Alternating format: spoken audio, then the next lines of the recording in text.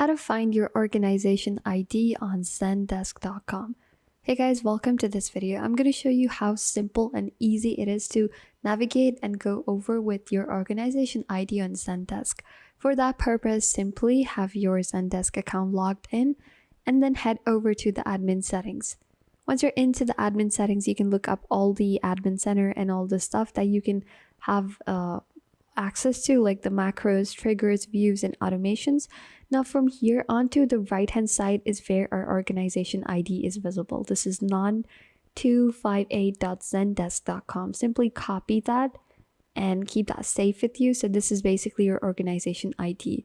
You can also see that your Zendesk, in which pod it is being hosted in. It's being hosted in pod 29. You can simply click on view status and check the status.